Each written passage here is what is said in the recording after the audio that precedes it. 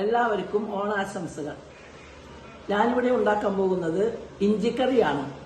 അതിന്റെ ചേരുവകൾ: ഇത് 150 ഗ്രാം ഇഞ്ചി ഒരേ വലിപ്പത്തിൽ അരിഞ്ഞു വെക്കണം, അല്ലെങ്കിൽ വേവ് പലവിധമാവാനുള്ള സാധ്യതയുണ്ട്. ഇത് 50 ഗ്രാം ഉള്ളിയാണ്. ഇതിൽ സവാള ഒരിക്കലും ഉപയോഗിക്കാൻ പാടില്ല. ചെറുനാരങ്ങ വലിപ്പത്തിലുള്ള പുളി വെള്ളത്തിലിട്ട് വെക്കുക. എണ്ണ ചൂടായിട്ടുണ്ട്, അതിലേക്ക് നമ്മൾ വെളിച്ചെണ്ണ ഒഴിക്കുക. വെളിച്ചെണ്ണ ചൂടായതിനു ശേഷം നമ്മൾ അരിഞ്ഞു വെച്ചിരിക്കുന്ന ഇഞ്ചി അതിലേക്ക് ഇടുക. ഇഞ്ചി ഇത്രയും ചുവന്നതിന് ശേഷം നമ്മൾ അരിഞ്ഞു വെച്ചിരിക്കുന്ന ഉള്ളി അതിലേക്ക് ഇടുക.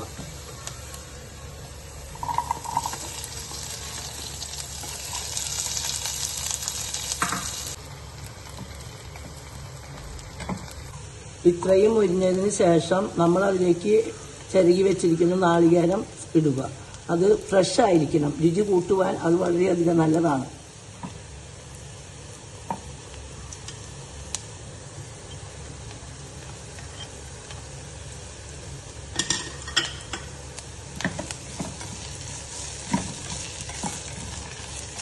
ഈ 3 ചേരുവകളും ബ്രൗൺ കളറായി കഴിയുമ്പോൾ നമ്മളൊരു മിക്സിയിലിട്ട് ചൂടാറുമ്പോൾ മിക്സിയിലിട്ട് പൊടിച്ച് വെക്കുക.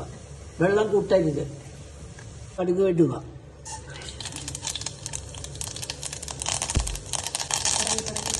കുറച്ച് വേപ്പിൻ്റെ ഇല ഇടുക.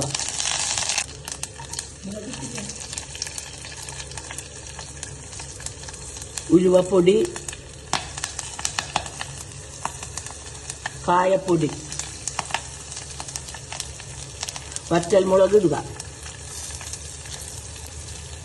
1/2 ടീസ്പൂൺ മുളക് പൊടി ഇടുക. മഞ്ഞൾപ്പൊടി ഇടുക. 1/2 ടീസ്പൂൺ മല്ലിപ്പൊടി ഇടുക. നമ്മൾ ഉണ്ടാക്കി വെച്ചിരിക്കുന്ന പുളി ഒഴിക്കുക.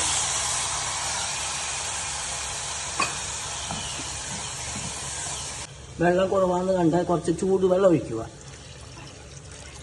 തിളച്ചതിന് ശേഷം നമ്മൾ ഉണ്ടാക്കി വെച്ചിരിക്കുന്ന കൂട്ട് അതിലേക്ക് ഇടുക.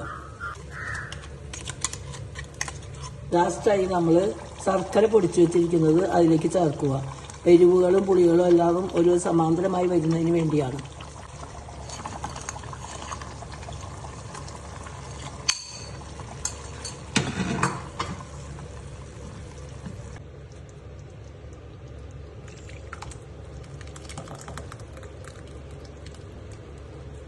രുചികരമായ ഇഞ്ചിപ്പുളി തയ്യാറായി കഴിഞ്ഞു.